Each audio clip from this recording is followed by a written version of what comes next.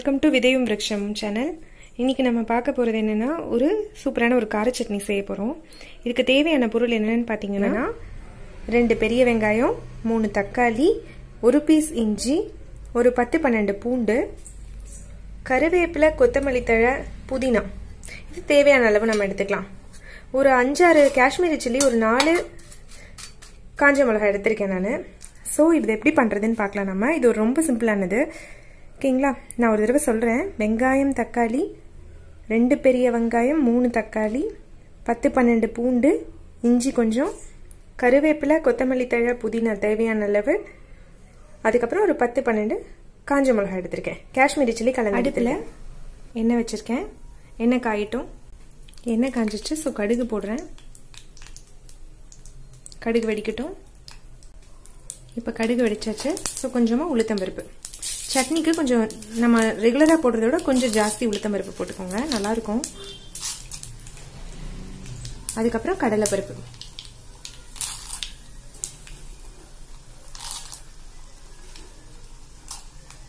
நான் இதுக்கு தேங்காய் எண்ணெய் யூஸ் பண்ணி குக் பண்ணுறேன், அதனால் கொஞ்சம் உங்களுக்கு நுர வர்றது. இதுக்கப்புறம் பார்த்தீங்கன்னா கொஞ்சமாக இஞ்சி, இந்த பூண்டை ஆட் பண்ணிக்கிறோம். இஞ்சி பூண்டை ஆட் பண்ணிக்கிறோம்.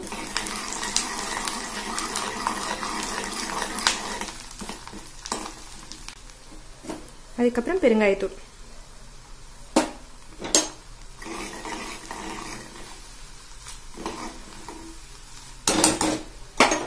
அதுக்கப்புறம் காஞ்ச மிளகாய்.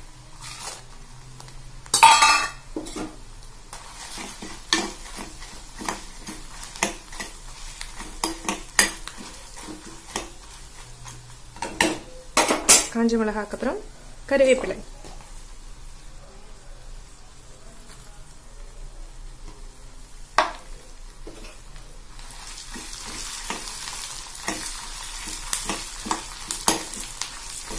இப்போ பார்த்தீங்கன்னா வெங்காயம்.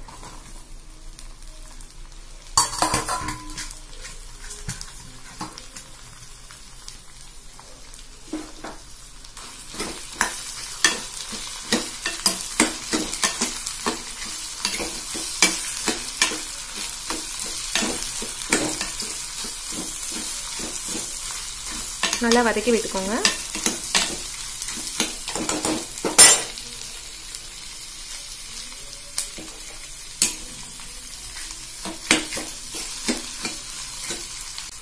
இப்போ வெங்காயம் நல்லா வதங்கிடுச்சு. இந்த ஸ்டேஜில் கொஞ்சம் புதினா தழை. இதுதான் நல்லாயிருக்கும், சட்னிக்கு நல்ல ஃப்ளேவர் கொடுக்கும். ஸோ இப்போ சப்போஸ் நம்ம இஞ்சி பூண்டு சேர்த்துக்க முடியாத நாளாக இருந்ததுன்னா நம்ம வந்து வெறும் தக்காளி, வெங்காயம், பச்சை மிளகாயும், இந்த புதினா தழையும் இது போட்டு ஒரு சட்னி செய்யலாம். அது சூப்பராக இருக்கும் இட்லிக்கு, தோசைக்கு. இப்போ இதுவும் நான் இட்லி தோசைக்கு தான் பண்ணுறேன் நான். கொத்தமல்லி தழை,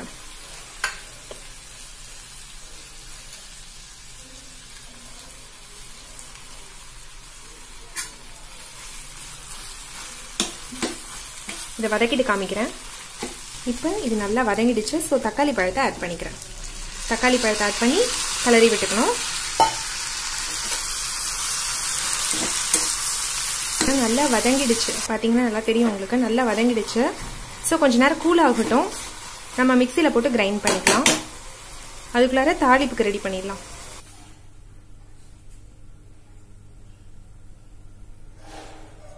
கடுகு போடுறேன்.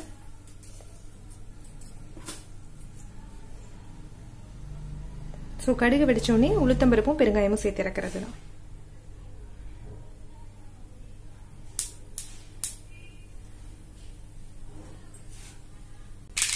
கடுகு வெடிக்கிற சத்தம் கேட்குது உங்களுக்கு. இப்போ 2 உளுத்தம்பருப்பு, அப்புறம் கொஞ்சமாக பெருங்காயத்தூள் வச்சுட்டு ஆஃப் பண்ணிடலாம். இப்போ பார்த்தீங்கன்னா நான் இதை அரைக்க போகிறேன். ஸோ தேவையான அளவு உப்பு எடுத்துக்கிட்டேன் நான். உப்பு போட்டுட்டு கொஞ்சமாக தண்ணி விட்டுக்கிறேன்.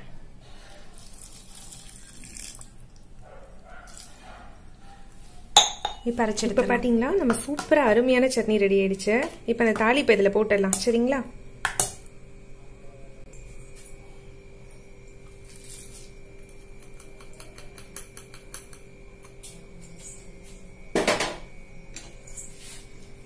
சூப்பராக இருக்குங்க, பார்க்குறதுக்கே ரொம்ப சூப்பராக இருக்குது. இது வந்து நான் இன்றைக்கி ஆனியன் ஊத்தப்பம் செய்ய போகிறேன். ஸோ அதோட நான் இது சைட் டிஷ். எல்லோரும் ட்ரை பண்ணி பாருங்கள். நான் இது டே டு டே குக்கிங் என்ன பண்ணுறேனோ அதான் போடுறேன் நான். எல்லோரும் ட்ரை பண்ணுங்கள். ஏதாவது சஜஷன்ஸ் இருந்தால் சொல்லுங்கள். தேங்க்யூ.